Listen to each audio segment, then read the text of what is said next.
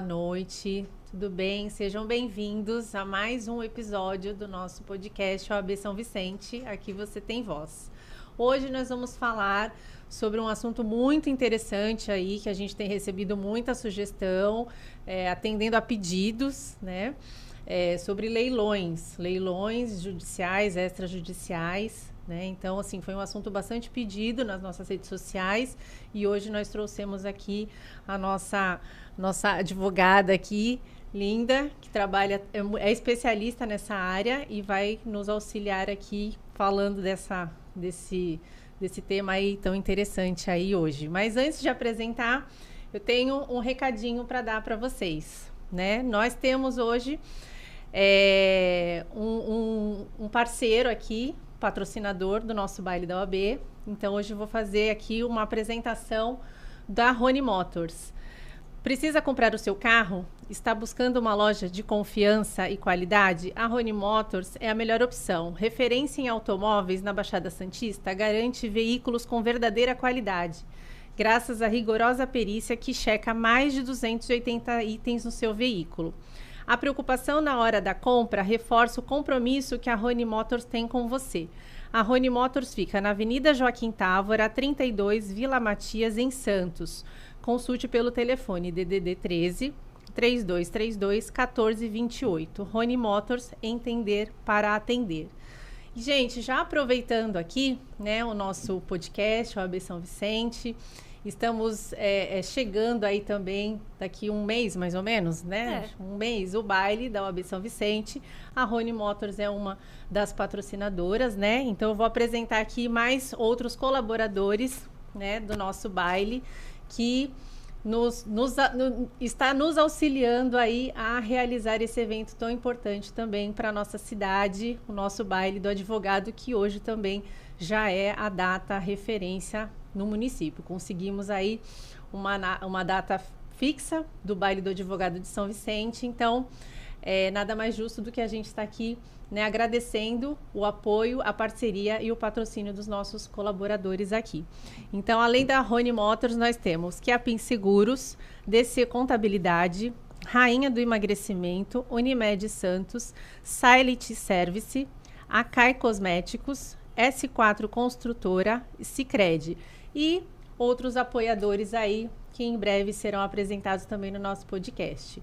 Então, agora vamos passar, né, para o nosso assunto do dia, do nosso podcast de hoje. Vamos falar sobre leilão. Estamos aqui com a doutora Flávia Maldi, é advogada, foi presidente também da Comissão de Direitos Humanos da OAB São Vicente na gestão 2019-2021, né? E é um prazer imenso recebê-la aqui hoje. Então, vamos já destrinchar aí esse assunto aí. Todo mundo pediu, muita gente pediu, né? Porque acho que é uma dúvida recorrente, né? Na questão sobre leilões. E que hoje já está tomando, né, um curso diferenciado aí, tanto na esfera judicial como na extrajudicial. Então, vamos falar um pouquinho? Boa noite a todos. Com muito prazer, né? É uma honra estar aqui hoje. Doutora, obrigada pelo convite. Agradecer também a doutora Maristela, que foi ela que fez o convite, né? Estou muito feliz em estar aqui hoje, falando sobre um assunto que eu gosto bastante, que eu trabalho na área. Muitas pessoas têm dúvidas, né? Então, é um assunto bem interessante para a gente conversar. Tem bastante coisa. Então, se alguém tiver dúvidas, deixe perguntas, né? Porque a gente vai respondendo conforme... A gente só tem uma horinha, né? Exatamente. Mas passa rapidinho, mas eu acho que a gente vai conseguir. Então, quem tiver dúvidas, quem tiver perguntas, deixe pra gente aqui, né? Nos comentários, que se eu puder ajudar, eu vou respondendo. Então, vou começar explicando... Eu vou dividir, né? Quem tem interesse em participar ou quem já participou, vou falar de uma linguagem bem simples, porque eu sei que nem todos são advogados, né? Então, para arrematar imóveis de leilão, você não precisa ser advogado, mas é importante ter alguém, uma assessoria, ou entender um pouco, porque se for um leilão judicial, você vai precisar realmente entender sobre o processo. Então, basicamente, eu divido em 3 partes, como você começa a participar de um leilão, né? Então, a gente pode começar pelo pré-leilão, que é fazendo uma análise, né, do que você realmente quer arrematar. Então, vamos dar um exemplo, né? Aqui na nossa cidade tem bastante imóveis para temporada, imóveis para morar, e aí você quer começar a investir nos leilões. Então, você tem uma grana, vamos supor que você tenha R$1.000, 100 mil reais para começar nos leilões. E aí você, né, quero investir, não sei por onde começar, vamos começar pelos kitnets, que são os imóveis mais fáceis da gente conseguir vender. Uhum. Então, um imóvel kitnet, perto da praia, aqui em São Vicente.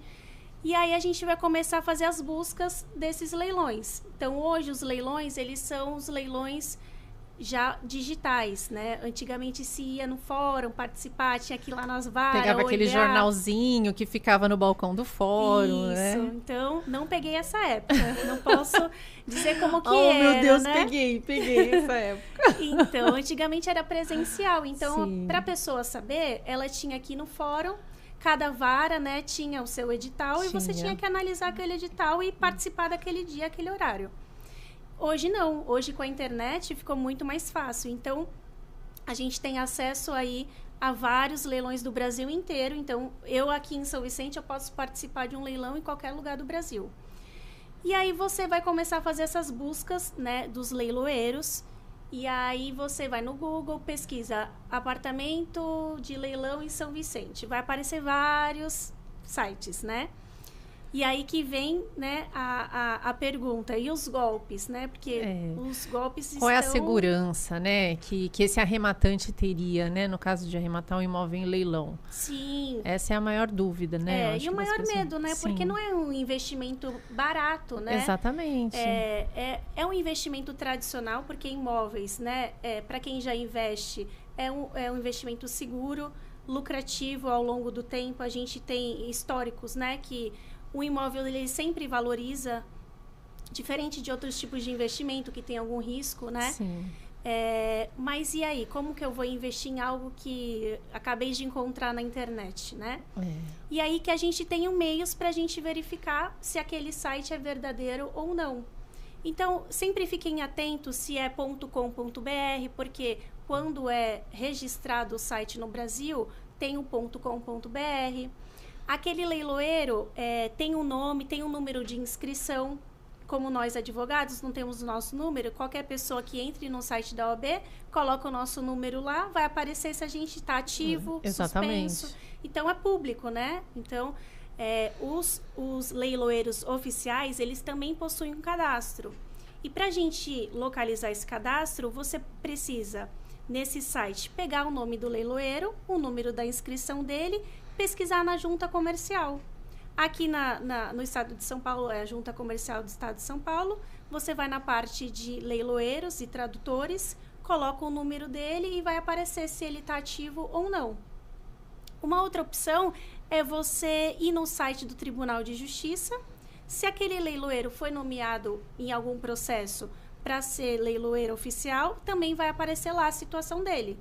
Então, é importante a gente fazer essa verificação se realmente aquele site é registrado no Brasil, se bate as informações, porque hoje os golpistas estão especializados nisso, né? Exatamente. Eles pegam até um nome verdadeiro, o símbolo do Tribunal de Justiça. Tudo conforme a gente olha e fala, não é possível que esse site é falso, né? Mas é importante a gente fazer essa busca para realmente não cair em golpes. Então, a gente fez toda essa pesquisa, viu que o leiloeiro é oficial, ele é cadastrado, ele está apto para fazer os leilões. A gente vai começar a pesquisar esse imóvel. Então, no site do leiloeiro, você consegue pesquisar de todas as cidades que ele já faz os leilões. E aí, normalmente, você coloca o nome da cidade e vai aparecer uma lista de leilões. E aí, você gostou de um imóvel, aí agora que você vai ter que fazer essa análise do imóvel. Então, nessa análise do imóvel, a gente precisa fazer o quê? Saber se é um leilão judicial ou se é um leilão extrajudicial. No leilão judicial, existe um processo em andamento, para quem não é da área do direito, né? o devedor, ele tinha que pagar uma quantia, não pagou essa quantia, e aí os bens deles foram penhorados. Vai ser levado a leilão para pagar essa dívida. Exatamente. Doutora Josiane trabalha bastante na área trabalhista. E na área condominial. Na área condominial. Isso. Então, são os campeões, né, doutora? Exatamente. A gente acaba executando o débito, quando o débito é impagável, né, por exemplo, né, que é aquele devedor, já é um devedor contumaz, que a gente chama, e o imóvel vai a leilão. Em alguns casos, a gente verifica, isso eu peguei já de uma outra situação, né, de um executado que já tinha arrematado um imóvel, tinha tido um imóvel dele arrematado, mas foi arrematado só foi penhorado os direitos deste imóvel. Então, assim, quando eu fui despachar, porque na verdade eu fui contratada pelo arrematante para regularizar a documentação desse imóvel, porque no cartório de registro não estavam aceitando esse registro, justamente porque tinha sido penhorado apenas os direitos sobre este imóvel. Então, é importante também salientar essa situação, porque assim, o arrematante, ele não sabe dessa diferença, porque ele não vai identificar, é uma palavra apenas, sim, né? Então, assim, ele não vai saber o que significa penhora sobre os direitos e a penhora do imóvel. Até próprios advogados, né, que não trabalham na área, não sabem essa diferença, exatamente. Né? E aí, depois, lá na frente, ele não vai conseguir levar esse imóvel a registro e fica com o imóvel ali. Sim, né? Por isso a importância também da regularização, né? Então, é importante saber realmente o que está sendo penhorado, o que está sendo levado a leilão. É a propriedade ou são os direitos que a pessoa tem sobre aquele imóvel, né? Porque realmente acontece isso. E depois, para a gente regularizar, a gente vai gastar mais dinheiro com isso. Exatamente. A gente consegue regularizar, mas para um investidor, ele quer o tempo, né? Então, eu quero investir para no mínimo... Para vender, né? Exatamente. 6 meses, 1 ano, já vender de novo. Agora, se ele arremata um direito que depois vai precisar regularizar, isso vai demorar algum tempo. Exatamente. Né? A gente tem hoje formas extrajudiciais de fazer isso, no próprio cartório, né? Como uma adjudicação compulsória. Mas tudo isso a gente vai precisar analisar. Por quê? Hoje, nos leilões, ainda não tem um entendimento consolidado, infelizmente, porque, né, nosso tribunal ainda não consolidou de que nós defendemos, né, os direitos do arrematante de que o leilão, você arrematou o imóvel de leilão, ele equivale como se fosse uma aquisição originária. Sim. Então, tudo que ficou para trás, não vai vir para o arrematante. Exatamente. Esse é o nosso entendimento. Então, não é ainda um entendimento consolidado. Então, a gente equipara como se fosse a uso capião. Quando você tem a uso capião, tudo que ficou para trás. Então, a partir dali, você é o proprietário e começa a vir as coisas no seu nome. Na arrematação, a gente defende que teria que ser assim, mas, infelizmente, não é. Então, a gente não consegue regularizar depois esses direitos e aí a gente vai precisar ou entrar com uma ação judicial, a gente pode utilizar a adjudicação compulsória ou no extrajudicial também. E nesse caso vale até a dica, né? Que na verdade o arrematante não vai conseguir fazer essa alteração no processo porque ele não faz parte, ele não é polo, né, no processo. Mas vale a dica para o advogado que atua na área, né? De repente, quando se depara com uma situação de uma penhora sobre os direitos do imóvel, tentar forçar para que essa penhora seja efetivamente sobre o imóvel, sobre a propriedade, para que lá até mesmo para que consiga realizar o leilão e o arrematante não tenha problemas futuros e essa arrematação não seja anulada, porque eu já vi casos da arrematação ser anulada, voltar toda a situação por conta de penhora sobre direitos e indisponibilidade de bens daquele executado. Então, era um processo trabalhista que acabou gerando essa indisponibilidade do executado, dos bens do executado, e nesse período foi feita a arrematação. Só que, como a penhora era sobre os direitos, o arrematante não conseguiu regularizar e aí informou o juízo, né, que Na verdade, o dinheiro não tinha sido distribuído ainda. Informou o juízo cancelou a arrematação, devolveu o dinheiro para o arrematante. Então, é importante saber também quais são os direitos que estão indo, né? Exatamente. Porque existem os direitos da alienação fiduciária, existem os direitos hereditários, os direitos de compromisso de compra e venda. Então, assim, não é uma coisa simples, gente. Exatamente. Se vocês tiverem dúvidas em arrematar direitos, vocês precisam estudar, porque tudo isso vai interferir quando você for tentar registrar. Exatamente. E vale até uma consulta, né? Despachar com o juiz para entender aquele despacho, porque assim, a gente também se depara com muito despacho pronto. Sim. Então, às vezes, não foi nem a intenção de penhorar somente os direitos daquele imóvel. Por exemplo, num débito condominial. Não tem lógica. Não tem lógica, mas... Porque os débitos são próprio terreno. Exatamente. São próprios do imóvel. Exatamente. Não tem que arrematar os direitos. E aí, assim, né? Acontece essa situação por um erro. E lá na frente a gente não consegue alterar. Por isso a importância do advogado estar atento a isso. Exatamente. E pedir que a penhora seja feita do imóvel, né? Da propriedade. Até porque vai dificultar isso no leilão. Porque quem entende mesmo já vai ver direitos. Então, tô fora, eu quero a propriedade, eu não quero os direitos. E aí o advogado atento a isso vai pedir no processo, olha, quero que seja penhorado o imóvel em si, não os direitos que o executado tem. Isso. Gente, isso é tudo na pré-arrematação. Vocês estão vendo como o assunto é difícil, bem complexo. É delicado. E assim, é importante porque assim, tudo vai direcionar essa pré, né? É o pré, como é que você colocou? Pré-leilão. Isso vai direcionar o final, né? Sim. O registro. Não só a arrematação em si, né? Mas, assim, isso tudo eu acredito que o pré seria mais importante até do que a própria arrematação, né? Por isso que eu falo, né? Muitas pessoas querem arrematar sem assessoria. Porque você realmente não precisa ser advogado. Precisa, exatamente. Mas são assuntos que somente advogados são capazes de solucionar. Isso tudo a gente tá fazendo na pré. Então, assim, uma pessoa leiga que não é da área vai entender tudo isso que a gente tá explicando, né? Essa complexidade que o direito é. Se pra gente, advogados que não são da área têm essa dificuldade, né? Então, é difícil, difícil. Tem que analisar bem, tem que estudar bem, porque a gente está lidando com dinheiro, investimento. Por mais que seja um investimento seguro, se a gente arrematar e depois acontecer alguma nulidade, alguma coisa, o dinheiro vai voltar para o terceiro, né, para o arrematante, isso leva um tempo, né? Sim. Pode demorar. Então, você está com o seu dinheiro parado, né? Exatamente. E você está se evitando ali uma possibilidade de receber de uma outra forma também. Enfim, né? Tem inúmeras situações nessa situação. Então, aí continuando, a gente analisou, né? Então, esse leilão é um leilão judicial, analisou o processo, a gente viu se não tem nenhum tipo de nulidade, porque a gente sabe que pode acontecer, né? De ter todas as intimações do executado. E aí, vamos supor, no meio do caminho, o advogado saiu do processo, mas as intimações continuam indo para aquele advogado.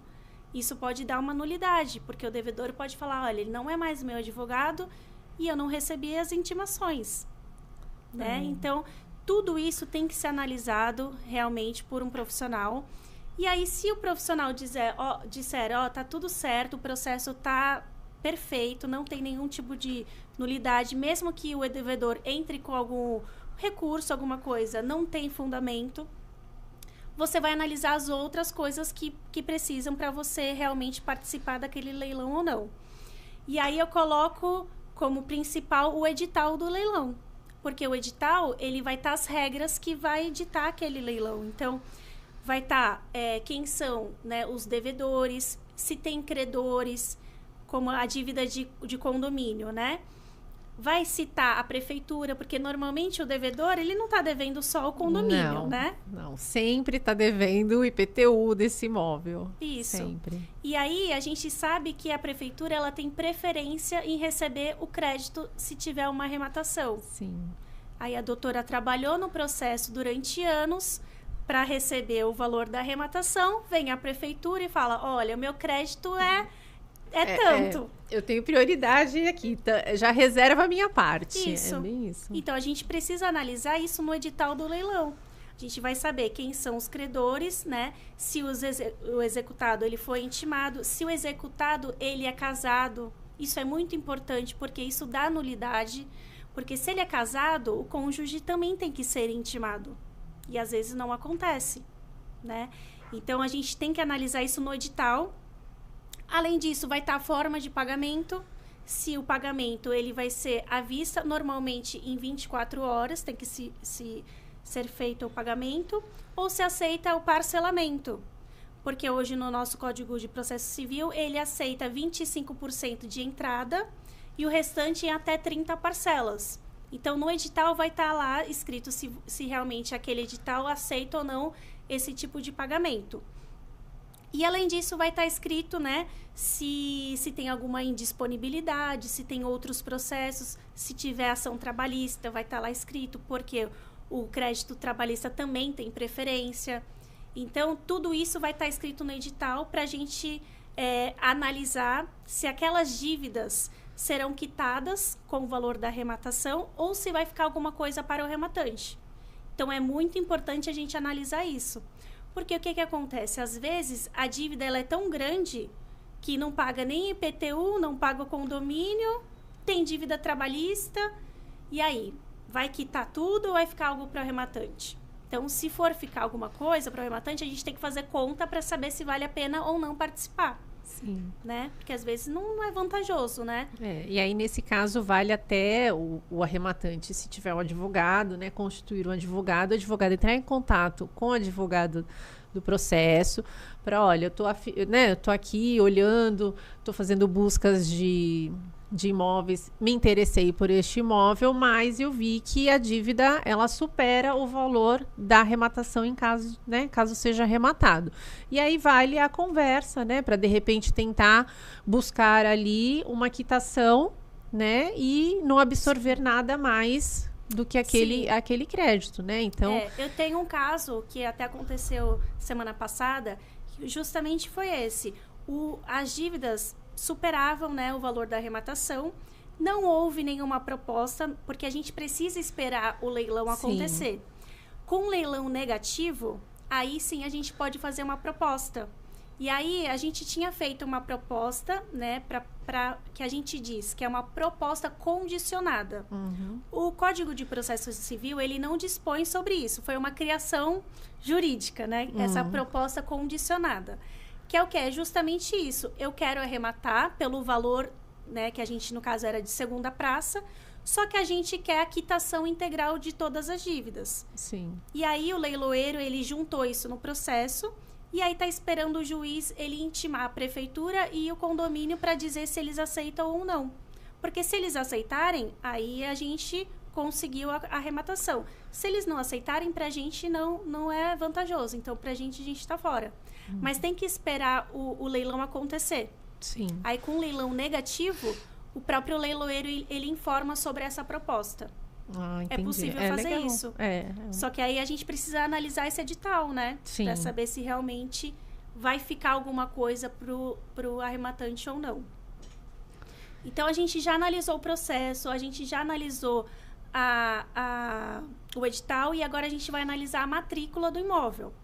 Então, a matrícula do imóvel, ela é a certidão de nascimento daquele imóvel. Então, lá que vai constar a descrição daquele imóvel. Às vezes a gente pega imóvel que só tem as medidas, a gente nem sabe se é um quarto, se são dois, só tá lá, São matrículas antigas, Transcrições, né? A gente pega, que é antes das matrículas.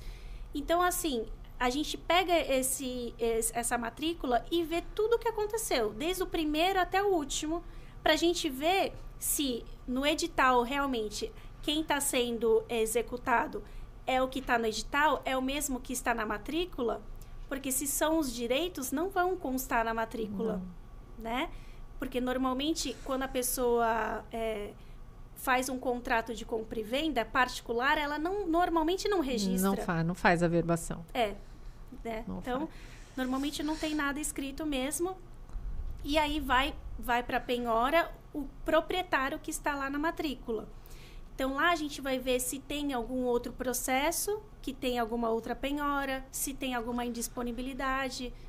Tudo isso a gente vai analisar a matrícula para ver se realmente está batendo as informações com o edital e com o processo. Gente, isso tudo é no pré-leilão, né? Então, olha tanto assunto que tem. Vocês vão me cortando aqui porque é muita coisa para falar. Então, analisamos tudo isso.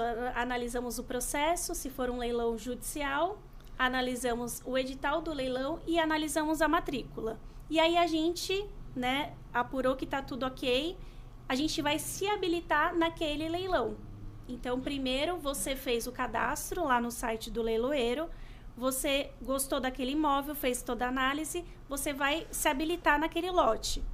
Se habilitando no lote, você vai participar daquele dia, daquele horário, que vai ser online, normalmente online, você vai dar os seus lances.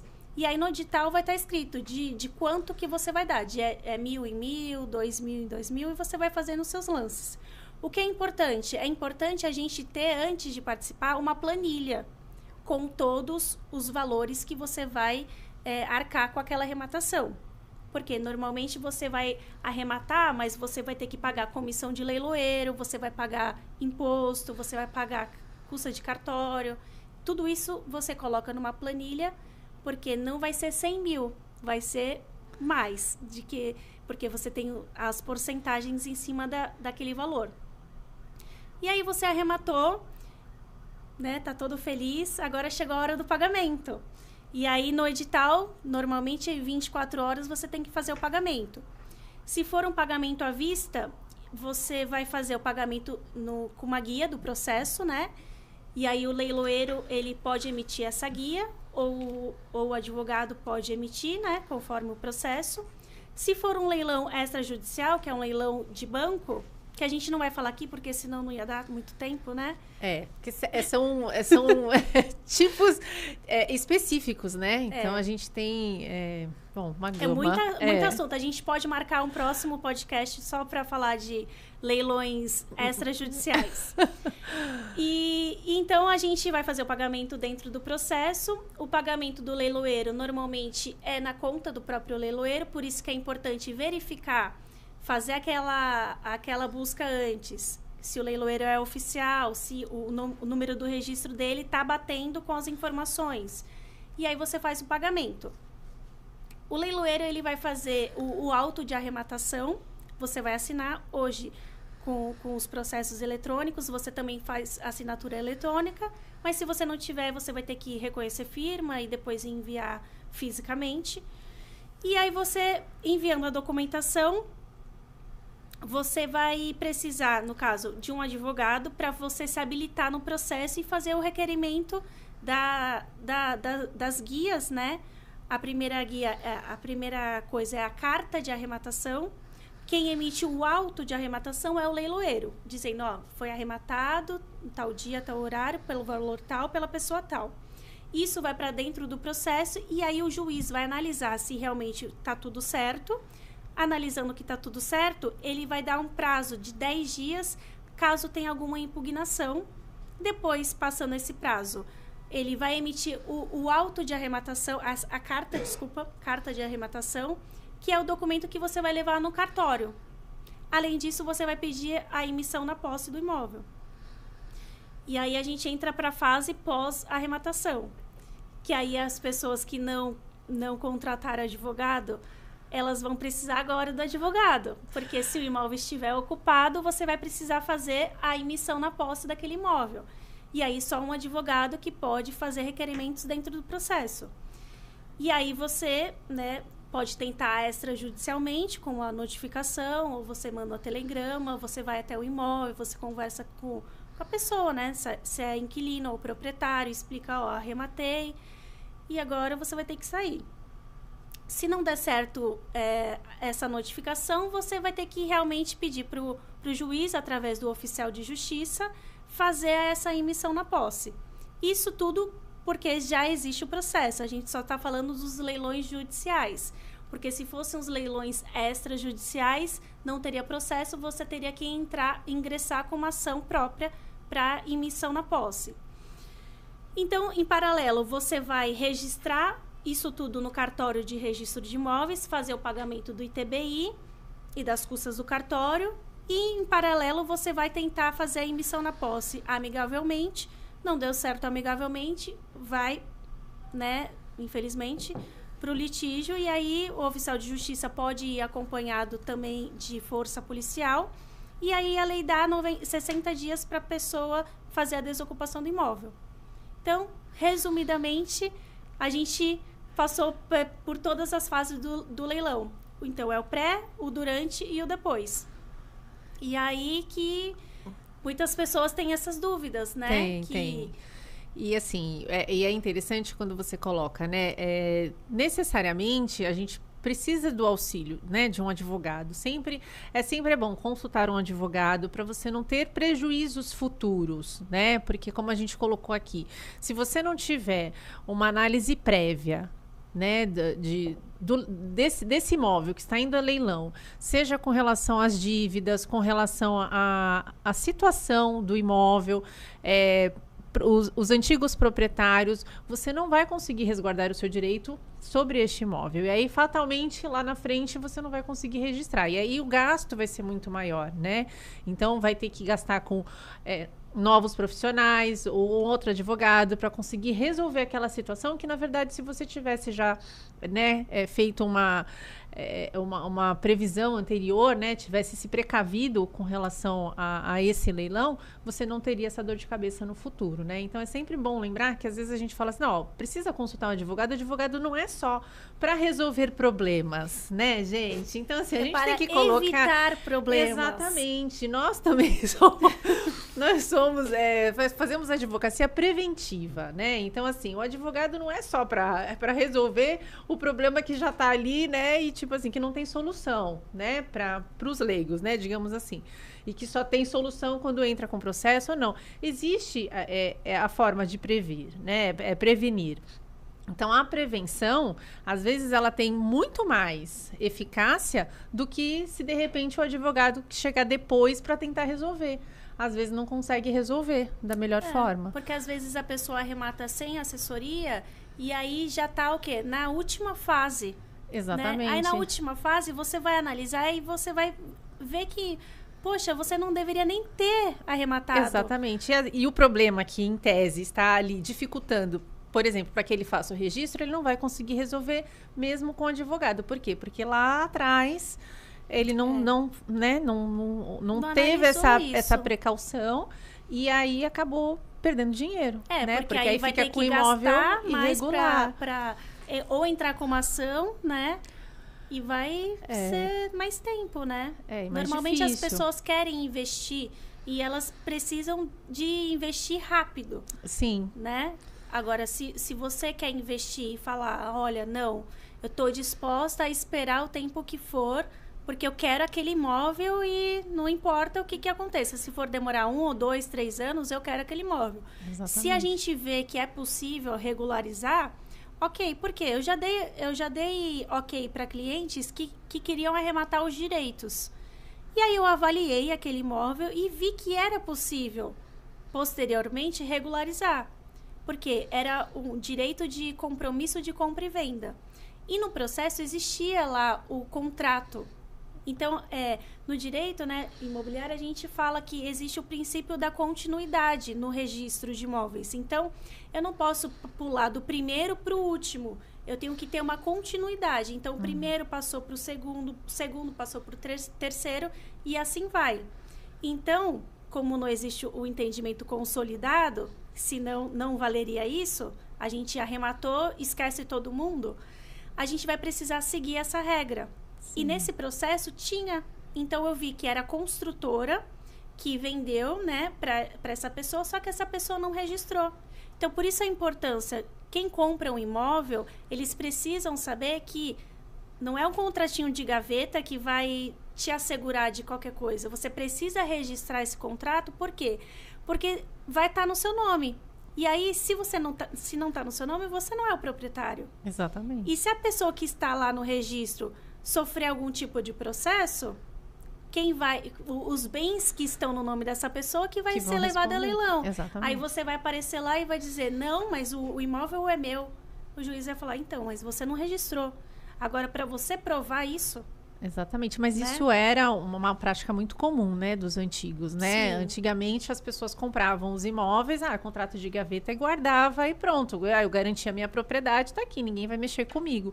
E não, hoje a gente está colhendo aí esses frutos dessa, né, Sim. dessa ineficiência com relação à documentação, que as pessoas não tinham essa... Não tinha hoje, informação, né? hoje eu também. não tenho dinheiro para registrar, né? O registro vai sair caro. Eu não quero registrar porque eu vou vender. É. Então, tinham essa, né? Essa... Era de antigamente já, né? Os mais antigos utilizavam isso, né? Não, eu comprei, mas eu já vou vender, então não vou passar para o meu nome. Para que eu vou passar para o meu nome se eu já vou vender? Então, passava direto. E antigamente havia o costume de se passar direto, ao invés de, né, de fazer toda essa continuidade, né, de registrar cada contrato. Hoje não, hoje já é exigida essa continuidade, mas antigamente não. Antigamente existia o hábito de se passar direto. E por procuração ainda, Exatamente, né? Eu já peguei casos assim. Exatamente. Com procuração e vai registrando. Eu falei, gente... Exatamente. Hoje, se fizer uma coisa dessa... É isso mesmo. É assustador, porque vai perder o imóvel. Porque não tem mais. E hoje os cartórios não registram. Não registram. Que nem recentemente eu tive uma solicitação no escritório de uma imobiliária que, na verdade, eles já tinham feito todo o trâmite da Caixa Econômica para fazer financiamento e tudo mais, e ela não estava conseguindo registrar esse imóvel. Por quê? Num determinado momento, constou que o rapaz que estava vendendo o imóvel estava constando como casado. Só que ele já tinha sido divorciado. E na matrícula do imóvel constou o divórcio. Só que ele adquiriu esse imóvel por herança. E aí, na herança, ele e a esposa, que eram casados sob o regime total, adquiriram 25% desse imóvel. Só que não constou o nome dela no inventário. Então, assim, ficou... E o cartório não estava querendo registrar, por quê? Eu quero a carta de sentença desse divórcio. Só que não foi feita a partilha. Eles Nem fizeram... entrou no divórcio. Nem entrou. Então, E aí a carta de sentença veio sem nada. Veio tipo assim, olha...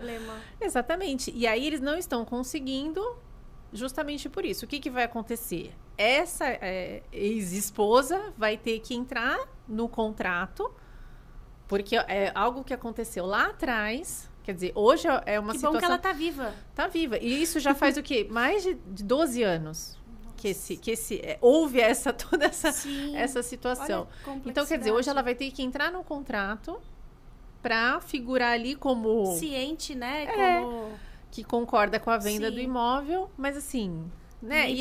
Não precisava. E é algo que aconteceu lá atrás e hoje não adianta, não passa. Foi o que eu expliquei para a moça da imobiliária. Eu falei, olha, determinadas situações não passam.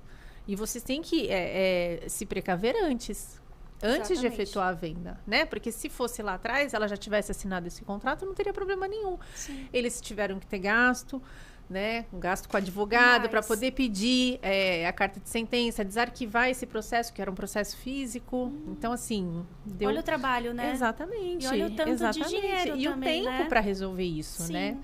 É importante saber isso. O regime de casamento importa. Tudo. Nos nossos leilões, quando a pessoa é casada, tem que intimar o cônjuge.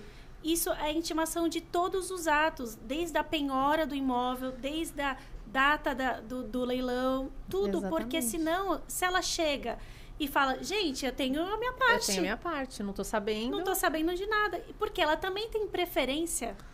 Exatamente. Se for a leilão e se ela quiser arrematar porque ela tem preferência. Exatamente. Então, tudo isso é importante analisar. E uma pessoa que não tem assessoria ou não é advogado não vai entender, né, essa importância. E uma coisa aqui que me veio agora, com relação a vícios estruturais, né? Vou dar um exemplo aqui, né? Um imóvel foi a leilão e foi arrematado, né? Normal, ok. Os arrematantes venderam esse imóvel para para particular. Só que foi feito um financiamento. E depois de realizado o financiamento, né, os atuais proprietários passaram a residir nesse imóvel, só que esse imóvel ele foi remodelado. Então, tipo assim, ó, um banheiro que era banheiro não é mais banheiro. Só que na matrícula, mas na matrícula não estava modificado. E o financiamento foi aprovado da mesma forma, porque foi um imóvel que foi arrematado extrajudicialmente, né? Foi um leilão extrajudicial e a pessoa que arrematou para vender. Sim. Né? Então, assim, esses novos proprietários estão tentando ali buscar uma nulidade dessa compra e venda, enfim. Mas aí a gente vai buscar lá atrás. Como ficaria essa arrematação, né, nessa situação? Porque, assim, ele arrematou um imóvel que não era o imóvel que constava naquela matrícula. Então, por isso que a importância do pré-leilão. Porque no edital, a gente também pode tentar fazer uma visita. Normalmente, os apartamentos, as casas, né, ou elas estão ocupadas, ou mesmo desocupada, a gente tem que pedir para o leiloeiro para a gente fazer uma visita. A gente pode fazer essa visita. Pode levar o engenheiro, né? É raro acontecer de conseguir entrar, mas é possível. Mas, lá no edital, já diz que você está adquirindo o imóvel do estado que ele estiver. Então, se a gente não tiver acesso, a gente vai ver fotos, se tiver fotos, Não porque às sabe vezes nem tem fotos. Em que estado está. A gente não sabe que estado está. Por isso que no pré-leilão a gente faz o quê? A gente vai até o imóvel, a gente conversa com o porteiro, com o síndico, com o zelador. A gente fala, quem é que está aí? E aí, como está o estado? Olha, está há anos desocupado. A gente nem sabe nem se tem luz. Então, a gente tenta, né, ter todas as informações para a gente passar para o cliente. Porque no edital diz que você vai arrematar o estado que tiver. Então, se tiver sem energia, sem esgoto, sem nada, é por sua conta e risco. E ele não precisa regularizar essa matrícula depois que ele arrematou? Aí que tá a falha. Se na matrícula tiver escrito que era de tal forma, no edital não fala nada, eu acredito que daria sim para fazer essa nulidade.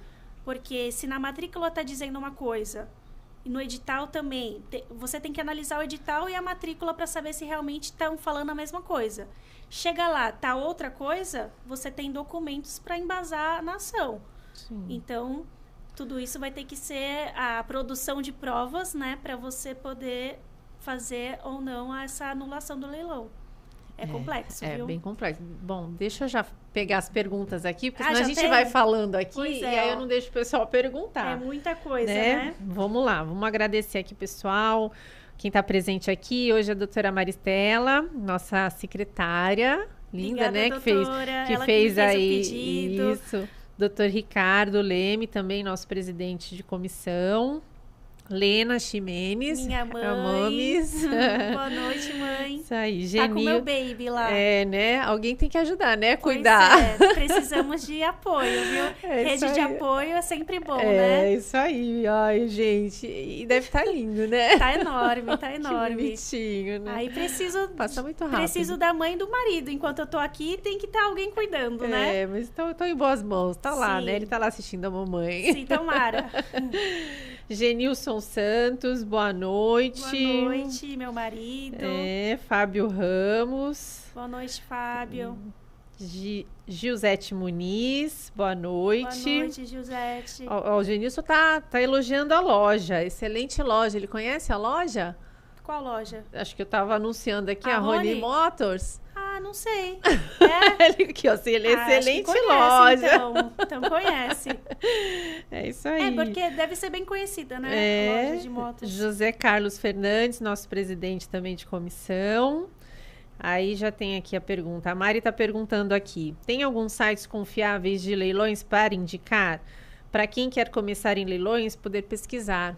Sim, tem os sites bastante conhecidos.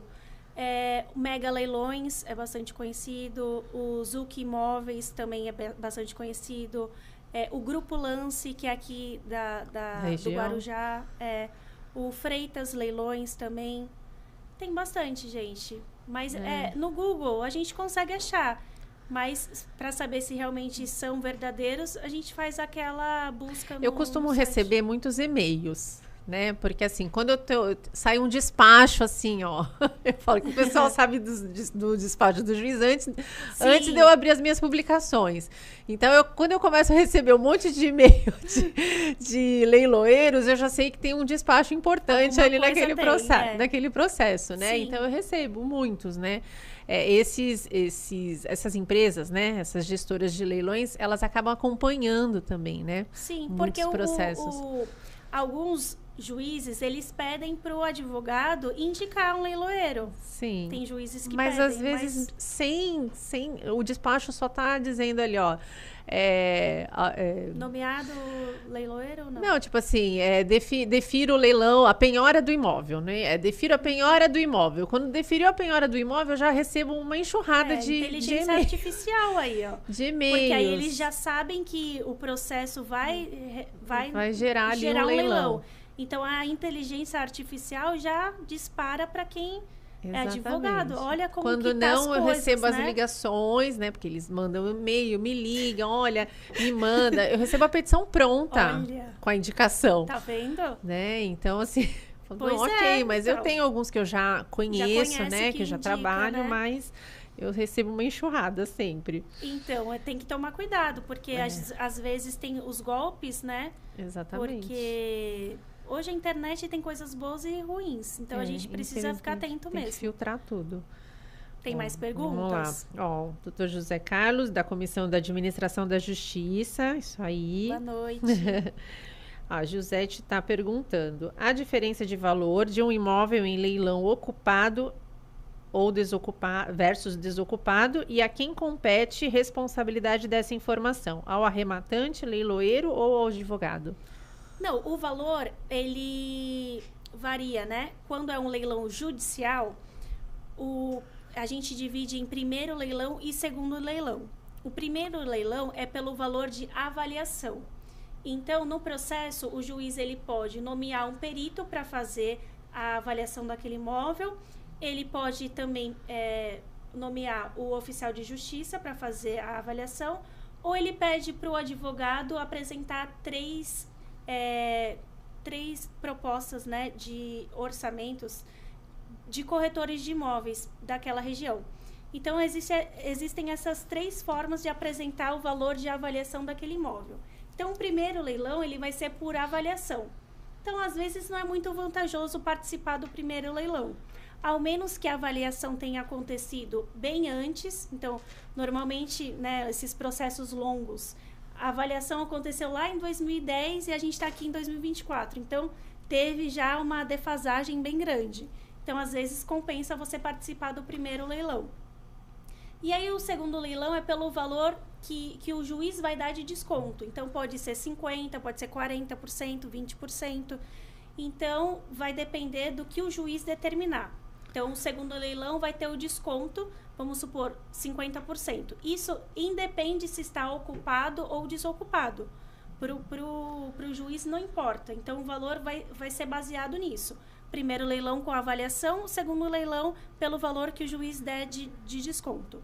Agora, nos leilões extrajudiciais, por isso que é um procedimento totalmente diferente, porque é pela lei de alienação fiduciária. E aí, o primeiro leilão vai ser pelo valor do contrato, que normalmente é pelo valor de avaliação, e o segundo leilão é pelo valor da dívida.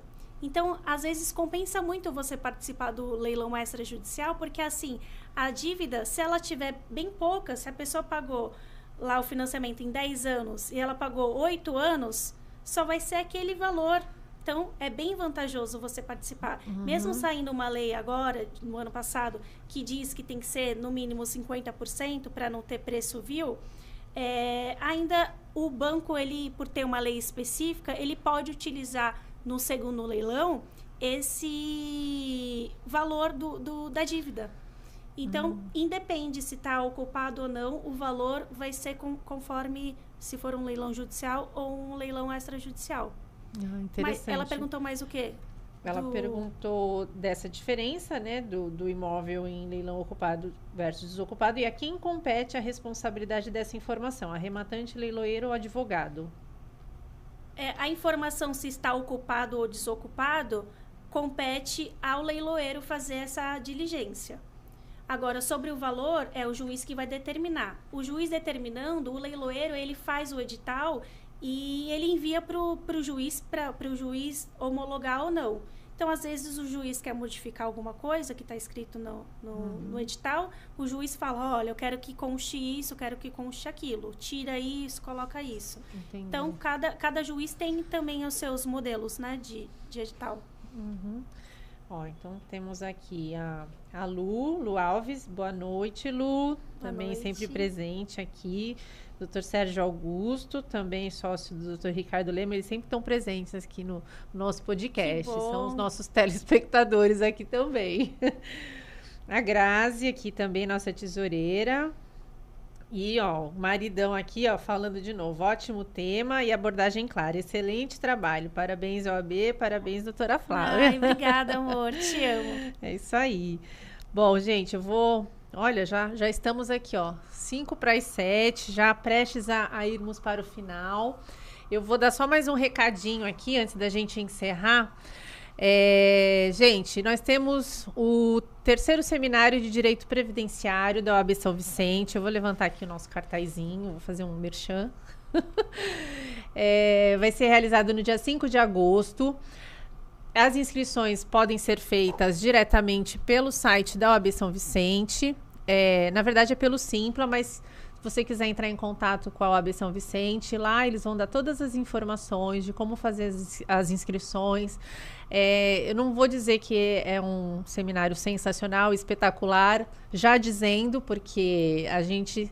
Graças a Deus, tivemos muito sucesso nos 2 seminários que foram realizados de direito previdenciário, com todas as inscrições esgotadas. Então, corram, né? Quem ainda não se inscreveu, corram, porque são excelentes palestrantes aqui.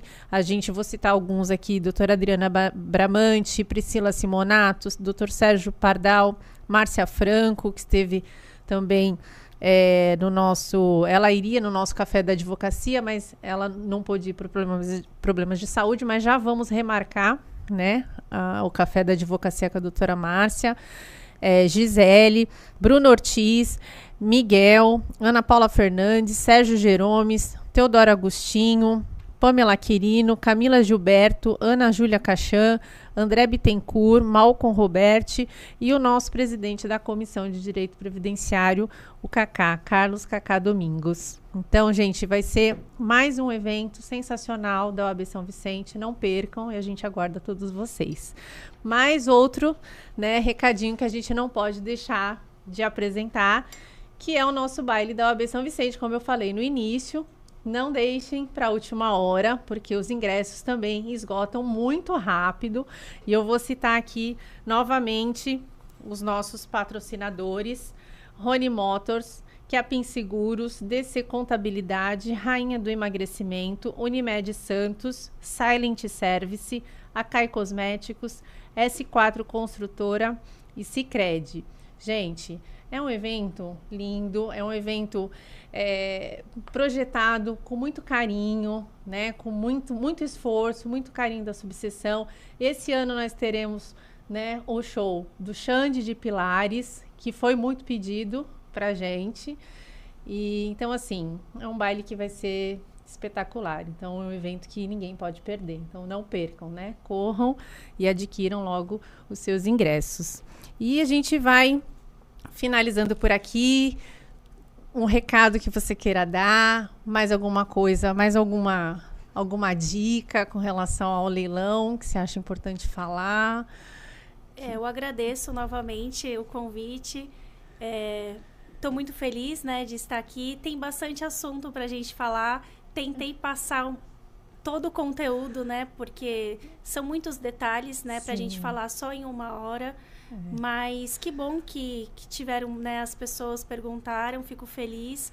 E se tiverem alguma dúvida, a gente pode trazer num próximo, né? Sim. Tem os leilões extrajudiciais que também são importantes, né? E tem bastante Já fica opção, o convite, né? porque acho válido, porque a gente não conseguiu aqui, né, abordar tudo sobre todos os temas, mas eu acho realmente que porque é uma novidade, né? Então, os leilões extrajudiciais não são leilões comuns e até mesmo para as pessoas conhecerem, né? Sim, porque é um pouco mais fácil por não ter um processo. Sim. Então, as pessoas que querem começar, talvez os leilões extrajudiciais sejam um pouco mais fácil para não precisar analisar um processo.